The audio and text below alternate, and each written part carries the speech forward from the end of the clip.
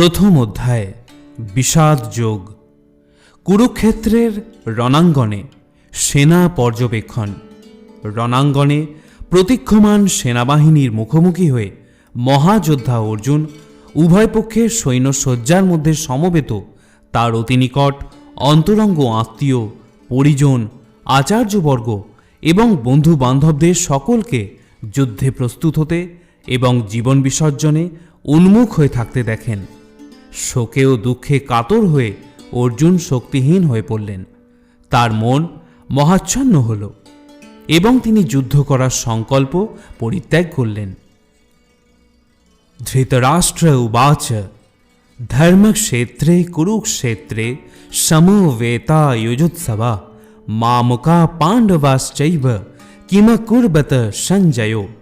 ধৃতরাষ্ট্র জিজ্ঞাসা করলেন, হে সঞ্জয়, ধর্মক্ষেত্রে যুদ্ধ করার মানুষের সমবেত হয়ে আমার পুত্র এবং পাণ্ডুর পুত্রেরা তারপর কি করল? সঞ্জয় উবাচ দৃष्ट्वा तु पाण्डवानीकं व्यूढं दुर्योधनस्तदा आचार्यमुपसंगम्य রাজা বচনম ব্রবীত। সঞ্জয় বললেন, হে রাজন, পাণ্ডবদের সৈন্যসজ্জা দর্শন করে রাজা দুর্যোধন দ্রোণাচার্যের কাছে গিয়ে বললেন, পশ্যৈতাং পাণ্ডুপুত্রানাম আচার্য মহতীম চমুম ব্यूढं দ্রুপদপুত্রেণ তব শিষ্যেন ধীমতা। হে আচার্য, পাণ্ডবদের মহান সৈন্যবল দর্শন করুন, যা আপনার অত্যন্ত বুদ্ধিমান শিষ্য দ্রুপদের পুত্র অত্যন্ত দক্ষতার সঙ্গে বুহের আকারে রচনা করেছেন। অত্র শূরা মহেশ্বাসা ভীমার্জুন সমাযুধি যুযুধানো বিরাটশ্চ দ্রুপদশ্চ মহারথা ধৃষ্টকেতুশ্চকিতান কাশীরাজশ্চ বীর্যবান পুরুজিত কুন্তিভোজশ্চ শৈবশ্চ নরপঙ্গবা योधामनुश्च विक्रांत उत्तमौजाश्च वीर्यवान सौभद्रो द्रौपदेयाश्च सर्व एव महारथा। সেই সমস্ত সেনাদের মধ্যে অনেকে ভীম ও অর্জুনের মতো বীর ধনুর্ধারী রয়েছেন এবং যুযুধান, বিরাট ও দ্রুপদের মতো মহাযোদ্ধা রয়েছেন। সেখানে ধৃষ্টকেতু, চেকিতান, কাশীরাজ, পুরুজিত, কুন্তিভোজ ও শৈবের মতো অত্যন্ত বলবান যোদ্ধারাও রয়েছেন। সেখানে রয়েছেন অত্যন্ত বলবান যুধামন্যু, প্রবল পরাক্রমশালী উত্তমৌজা, সুভদ্রার পুত্র এবং দ্রৌপদীর পুত্রগণ। এইসব যোদ্ধারা সকলেই এক একজন মহারথী। अस्मकन्तु विशिष्टाजे तन्निबोध द्विजोत्तमा नायका मम सैन्यस्य संगार्थं तन् ब्रवीमिते। হে দ্বিজোত্তম, আমাদের পক্ষে যে সমস্ত বিশিষ্ট সেনাপতি সামরিক শক্তি পরিচালনার জন্য রয়েছেন, আপনার অবগতির জন্য আমি তাদের সম্বন্ধে বলছি। ভবান ভীষ্মশ্চ কর্ণশ্চ কৃপশ্চ সমিতিঞ্জয় অশ্বত্থামা বিকর্ণশ্চ সৌমদত্তিস্তথৈব চ। সেখানে রয়েছেন আপনার মতোই ব্যক্তিত্বশালী ভীষ্ম, কর্ণ, কৃপা, অশ্বত্থামা, বিকর্ণ ও সোমদত্তের পুত্র ভূরিশ্রবা, যারা সর্বদাই সংগ্রামে বিজয়ী হয়ে থাকেন। অন্যে চ বহুবা শূরা মদর্থে ত্যক্ত্বা জীবিতা নানা শস্ত্র প্রহরণা সর্বে যুদ্ধ বিশারদা। এছাড়া আরও বহু সেনানায়ক রয়েছেন যারা আমার জন্য তাদের জীবন ত্যাগ করতে প্রস্তুত। তারা সকলেই নানা প্রকার অস্ত্রশস্ত্রে সজ্জিত এবং তারা সকলেই সামরিক বিজ্ঞানে বিশারদ। অপর্যাপ্তম তদস্মাকম বলম ভীষ্মাভিরক্ষিতম পর্যাপ্তম তিদমেতেষাম বলম ভীমাভিরক্ষিতম অয়নেষু চ সর্বেষু যথা ভাগম স্থিতা ভীষ্মমেবাভিরক্ষন্তু ভবন্তু সর্ব এব হি। আমাদের সৈন্যবল অপরিমিত এবং আমরা পিতামহ ভীষ্মের দ্বারা পূর্ণরূপে সুরক্ষিত, কিন্তু ভীমের দ্বারা সতর্কভাবে সুরক্ষিত পাণ্ডবদের শক্তি সীমিত। এখন আপনারা সকলে সেনাবুহের প্রবেশপথে নিজ নিজ গুরুত্বপূর্ণ স্থানে স্থিত হয়ে পিতামহ ভীষ্মকে সর্বতোভাবে সাহায্য প্রদান করুন। তস্য সঞ্জনয়ন হর্ষ্যম কুরু বৃদ্ধ পিতামহা সিংহনাদম বিনদুচ্চৈ শঙ্খং দধ্নৌ প্রতাপবান। তখন কুরুবংশের বৃদ্ধ পিতামহ ভীষ্ম দুর্যোধনের হর্ষ উৎপাদনের জন্য সিংহের গর্জনের মতো অতি উচ্চনাদে তার শঙ্খটি বাজালেন। ততঃ শঙ্খাশ্চ ভৈর্যশ্চ পনুবানক গোমুখা সহস্রৈবাভ্য হন্নন্ত সশব্দস্ত মূলোভবৎ। তারপর শঙ্খ, ভেরি, পনব, আনক, ঢাক ও গোমুখ সিংহাসমূহ হঠাৎ একত্রে ধ্বনিত হয়ে এক তুমুল শব্দের সৃষ্টি হল। ততঃ শ্বেতৈর্হয়ৈরুক্তে মহতি শ্যান্তনে স্থিতৌ মাধব পাণ্ডবশ্চৈব দিব্যৌ শঙ্খৌ প্রদধ্নতু। অন্যদিকে শ্বেত অশ্বযুক্ত এক দিব্য রথে স্থিত শ্রীকৃষ্ণ ও অর্জুন উভয়ই তাদের দিব্য শঙ্খ বাজালেন। পাঞ্চজন্যম হৃষিকেশ দেবদত্তম ধনঞ্জয় পৌণ্ড্রম দধ্নৌ মহাশঙ্খম ভীমকর্মা বৃকোদর। তখন শ্রীকৃষ্ণ পাঞ্চজন্য নামক তার শঙ্খ বাজালেন, অর্জুন বাজালেন তার দেবদত্ত নামক শঙ্খ, এবং বিপুল ভোজনপ্রিয় ও ভীমকর্মা ভীমসেন বাজালেন পৌণ্ড্র নামক তার ভয়ঙ্কর শঙ্খ। অনন্ত বিজয়ম রাজা কুন্তিপুত্র যুধিষ্ঠির নকুলঃ সহদেবশ্চ সুঘোষ মুনিপুষ্পকৌ কাশ্যশ্চ পরমেশাশ্চ শিখণ্ডী চ মহারথ ধৃষ্টদ্যুম্নো বিরাটশ্চ সাত্ত্বকীশ্চাপরাজিত দ্রুপদো দ্রৌপদেয়াশ্চ সর্বশো পৃথিবীপতে সৌভদ্রশ্চ মহাবাহু শঙ্খান দধ্নৌ পৃথক পৃথক। কুন্তিপুত্র মহারাজ যুধিষ্ঠির অনন্ত বিজয় নামক শঙ্খ বাজালেন এবং নকুল ও সহদেব বাজালেন সুঘোষ ও মণিপুষ্পক নামক শঙ্খ। হে মহারাজ, তখন মহান ধনুর্ধর কাশীরাজ, প্রবল যোদ্ধা শিখণ্ডী, ধৃষ্টদ্যুম্ন, বিরাট, অপরাজিত সাত্ত্বকী, দ্রুপদ, দ্রৌপদীর পুত্রগণ, সুভদ্রার মহাবলবান পুত্র এবং অন্য সকলে তাদের নিজ নিজ পৃথক শঙ্খ বাজালেন। সঘোষ ধার্তরাষ্ট্রাণাম হৃদয়ানি বেদারয়ত নভশ্চ পৃথিবীম চৈব তুমুলভ্য অনুনাদয়ন। শঙ্খ নিনাদের সেই প্রচণ্ড শব্দে আকাশ ও পৃথিবীকে প্রতিধ্বনিত করে ধৃতরাষ্ট্রের পুত্রদের হৃদয় যেন বিদারিত করতে লাগল। অথ ব্যবস্থিতান দৃष्ट्वा ধার্তরাষ্ট্রান কপিধ্বজ প্রবৃত্তে শস্ত্র সম্পাতে ধনুরদ্যম্য পাণ্ডবা ঋষিকেশম তদা বাক্যম ইদমাহ মহীপতে। সেই সময় পাণ্ডুপুত্র অর্জুন হনুমান চিহ্নিত পতাকা শোভিত রথে অধিষ্ঠিত হয়ে তার ধনুক তুলে নিয়ে স্বর নিক্ষেপ করতে প্রস্তুত হলেন। হে মহারাজ, ধৃতরাষ্ট্রের পুত্রদের সমর সজ্জায় বিন্যস্ত দেখে অর্জুন তখন শ্রীকৃষ্ণকে এই কথাগুলি বললেন। অর্জুন উবাচ সেনয়োর উভয়োর মধ্যে রথম স্থাপয়মেচ্যুত যাবৎ এতান নিরীক্ষেহম যোদ্ধুকামানवस्थितान् কৈর্ময়া সহ যোধ্যব্য अस्मिन् রণসমুদ্যমে।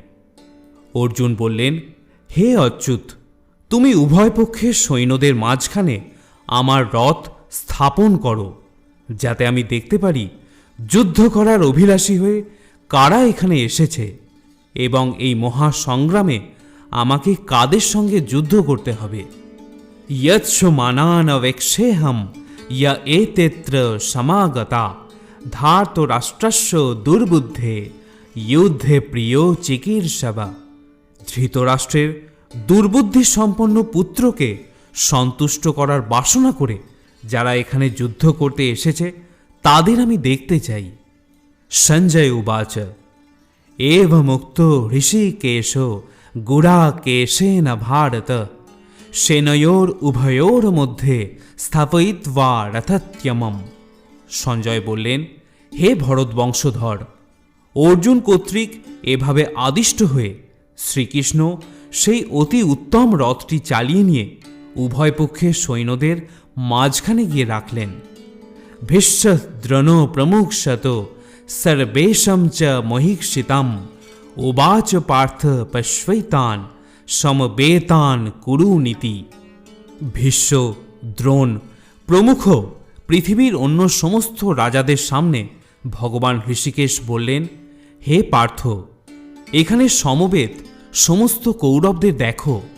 তত্র পশ্যোৎ স্থিতান পার্থ পিতৃনাথ পিতামহান আচার্যান মাতুলান ভ্রাতৃন পুত্রান পৌত্রান সখিংস্তথা শ্বশুরান সুহৃদশ্চৈব সেনয়োর উভয়োরপি।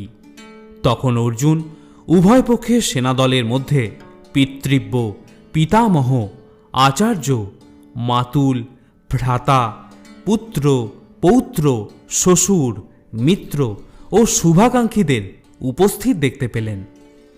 তন সমীক্ষ শকৌন্তেয় সর্বান বন্ধূনবস্থিতান কৃপয়া পরয়াবিষ্ট বিষিদন ইদম ব্রবীত।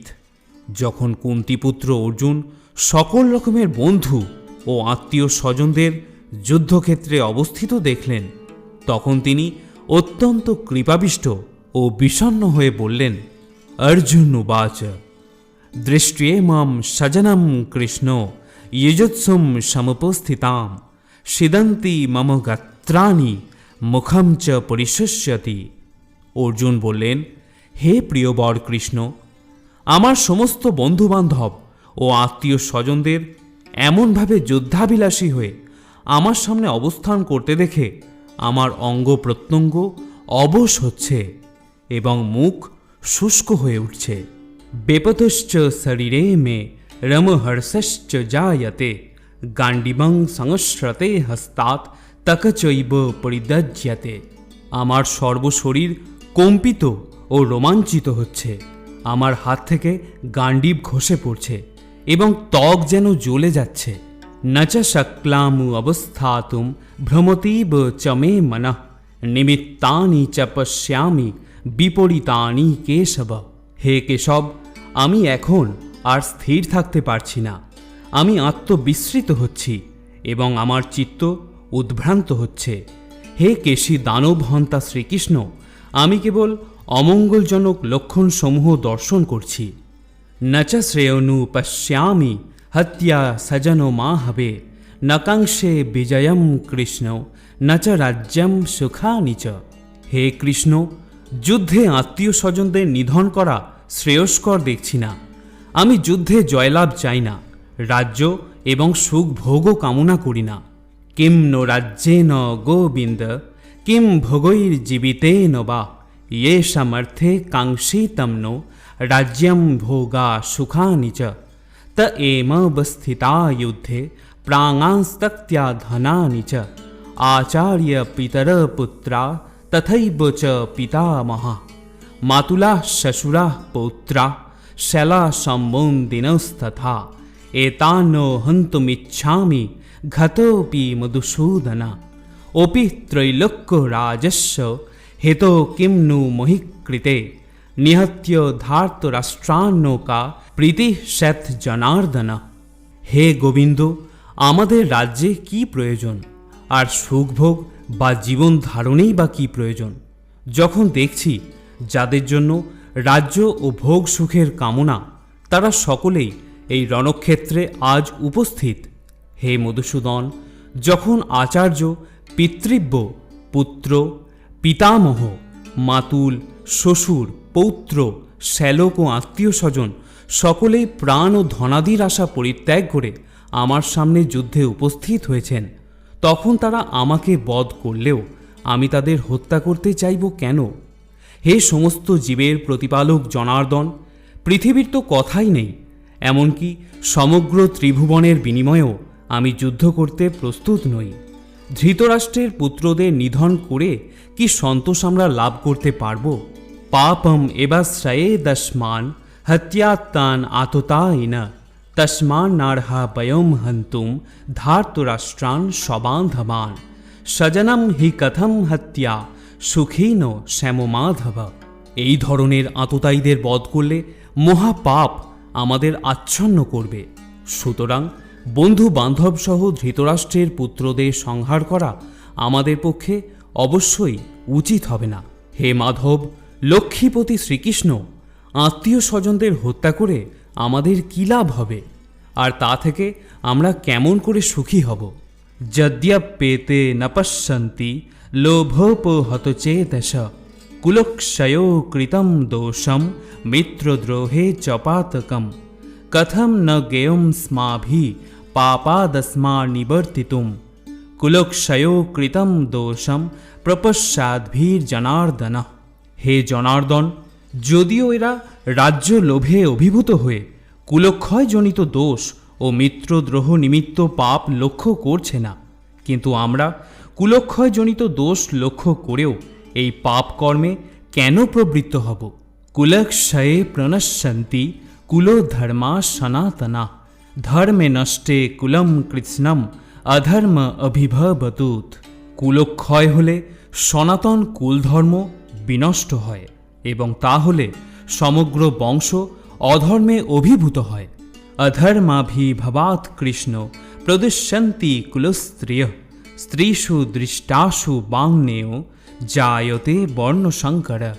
হে কৃষ্ণ, কুল অধর্মের দ্বারা অভিভূত হলে কুলবধূগণ ব্যভিচারে প্রবৃত্ত হয় এবং হে বাংনেয়, কুলস্ত্রীগণ অসৎ চরিত্রা হলে অবাঞ্ছিত প্রজাতি উৎপন্ন হয়। শঙ্করো নরকায়ৈব কুলঘ্নানাং কুলস্য চ পতন্তি পিতরো হেষাং লুপ্তপিণ্ডোদকো ক্রিয়া। বর্ণসংকর উৎপাদন বৃদ্ধি হলে কুল ও কুলঘাতকেরা নরকগামী হয়। সেই কুলে পিণ্ডদান ও তর্পণ ক্রিয়া লোপ পাওয়ার ফলে তাদের পিতৃপুরুষেরাও নরকে অধঃপতিত হয়। দোষই রেতৈ কুলঘ্নানাং বর্ণসংকরো কারকৈ উৎসাদন্তে জাতি ধর্মা কুলধর্মাশ্চ শাশ্বতা। যারা বংশের ঐতিহ্য নষ্ট করে এবং তার ফলে অবাঞ্ছিত সন্তানাদি সৃষ্টি করে, তাদের কুকর্মজনিত দোষের ফলে সর্বপ্রকার জাতীয় উন্নয়ন প্রকল্প এবং বংশের কল্যাণ ধর্ম উচ্ছন্নে যায়। উৎসন্ন কুলধর্মানাম মনুষ্যানাম জনার্দন নরকে নিয়তম বাস ভবতীত্য অনুশুশ্রম। হে জনার্দন, আমি পরম্পরাক্রমে শুনেছি যে যাদের কুলধর্ম বিনষ্ট হয়েছে তাদের নিয়ত নরকে বাস করতে হয়। অহোবৎ মহৎ পাপম কর্তুং ব্যবসিতা বয়ম যদ রাজ্য সুখ লোভেন হন্তুম স্বজন মুদ্যতা। হা ঈশ্বর, কি আশ্চর্যের বিষয় যে আমরা রাজ্য সুখের লোভে স্বজনদের হত্যা করতে উদ্যত হয়ে মহাপাপ করতে সংকল্পবদ্ধ হয়েছি। यदि मामो प्रतिकारम शस्त्रं शस्त्रोपानयो ধার্তরাষ্ট্রারণে হন্যু তন্মে ক্ষেমতরম ভবেত। প্রতিরোধ রহিত ও নিরস্ত্র অবস্থায় আমাকে যদি শস্ত্রধারী ধৃতরাষ্ট্রের পুত্রেরা হত্যাও করে তাহলেও আমার অধিকতর মঙ্গলই হবে। সঞ্জয় উবাচ এবমুক্তার্জুন সংখ্যে রথোপস্থ উপাবিশত বিসৃজ্য সসরং চাপং শোক সংবিঘ্ন মানস। সঞ্জয় বললেন, রণক্ষেত্রে এই কথা বলে অর্জুন তার ধনুর্বাণ পরিত্যাগ করে শোকে ভারাক্রান্ত চিত্তে রথের ওপরে উপবেশন করলেন। ইতি কুরুক্ষেত্রের রণাঙ্গনে সেনা পর্যবেক্ষণ বিষয়ক বিষাদযোগ নামক শ্রীমদ্ ভগবদ্গীতার প্রথম অধ্যায়ের ভক্তি বেদান্ত তাৎপর্য সমাপ্ত।